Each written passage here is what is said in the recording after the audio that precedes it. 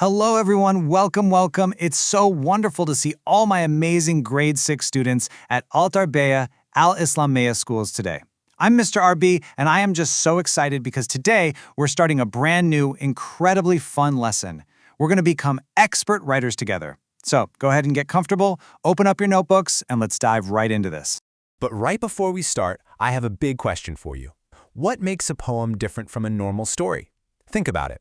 I want you to imagine opening a regular book. Usually the words go all the way across the page, right? Well, that's a normal story. But sometimes you turn the page and the words look entirely different.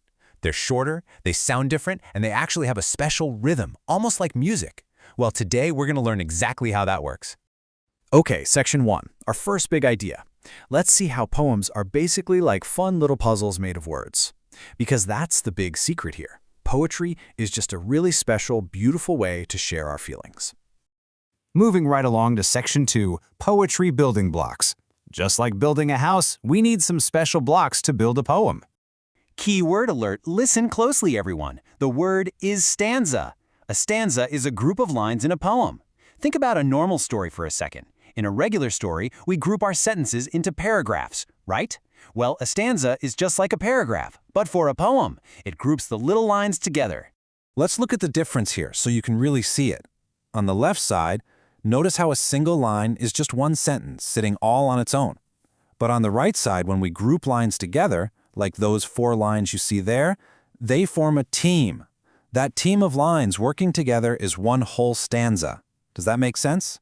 A stanza is just a team of lines working together. Keyword alert, our next building block is rhyme. Rhyme means words that have the exact same ending sound. I like to think about rhyming words like wearing matching socks.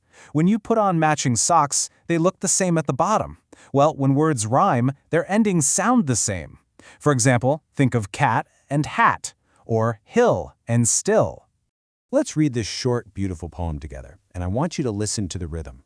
The sun dips low behind the hill. The clouds turn pink against the sky. A lonely bird sings soft and still as evening breezes whisper by. Do you see those bold words? Hill and still? They sound the exact same at the end. They're wearing matching socks. Okay, so to review this part real quick, poems are built using stanzas, which are groups of lines, and matching rhyming words. All right, section 3, painting with words. Now, did you know that we can actually use words to paint a picture in someone's head? Keyword alert. The big word here is imagery. Imagery means using sensory details to create a vivid picture in the reader's mind. Sensory details are just things you can see, hear, smell, touch, or taste. Imagery is what makes our poems feel totally real.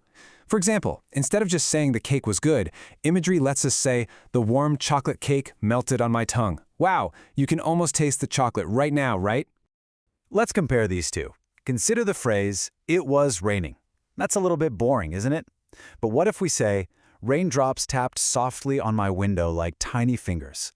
Which one paints a better picture in your mind? And hey, can anyone spot the simile we used here? Yes, we compared the raindrops to tiny fingers, so we can actually imagine hearing that soft tapping sound. Okay, to review this part, imagery uses our 5 senses to paint really vivid pictures in our poems. Up next is section 4, 3 fun poetry types. Let's imagine we're tasting 3 completely different, delicious flavors of poetry today. Keyword alert, our first flavor is free verse. Now some poems like haikus are super structured and make you strictly count every single syllable.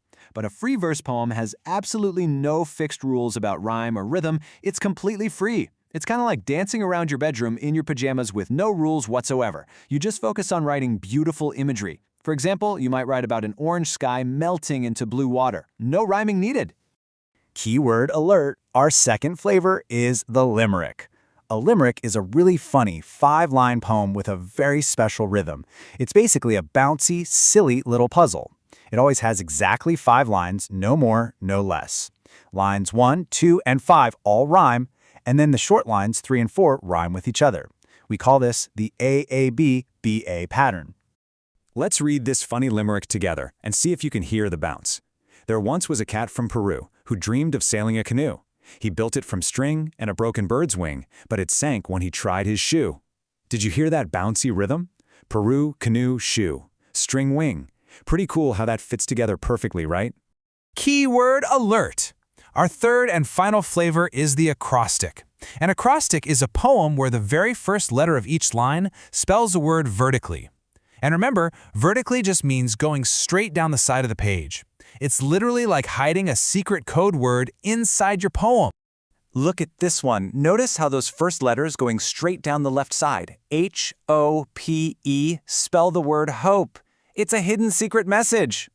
So to review this section, our 3 fun flavors of poetry are the rule-free free verse, the funny 5-line limericks, and the secret word acrostics.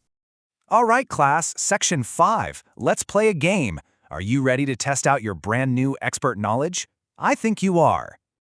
Let's see if we can match the poem to its definition.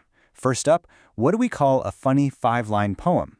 Think back to that bouncy cat from Peru. Yes, you got it. That's a limerick. Second, what do we call a poem with absolutely no rules, totally different from a strict haiku? Exactly, that's free verse. And finally, what do we call the poem that spells a secret word vertically down the page? You guessed it, that's an acrostic. Wow, great job, class. You matched every single one of them perfectly. You are officially all poetry experts. Okay, to review this part, practicing these matches and knowing all these different types makes us brilliant, confident writers. I am so impressed. Which brings us to section 6, final lessons recap. I am incredibly proud of your hard work today. Let's just do one last simple review of everything we learned together. Let's just count them down quickly together. Number 1, stanzas are how we group lines together, just like paragraphs in a story.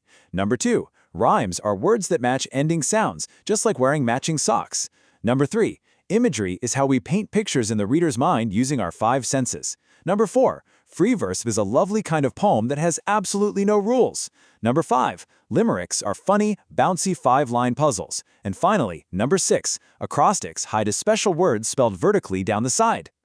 So, I want to leave you with this really exciting question. Now that you know all the secrets of poetry, what beautiful, silly, or amazing poem will you write first? Are you going to write a free verse about the warm sun, a bouncy limerick about a silly cat, or maybe an acrostic spelling out your own name?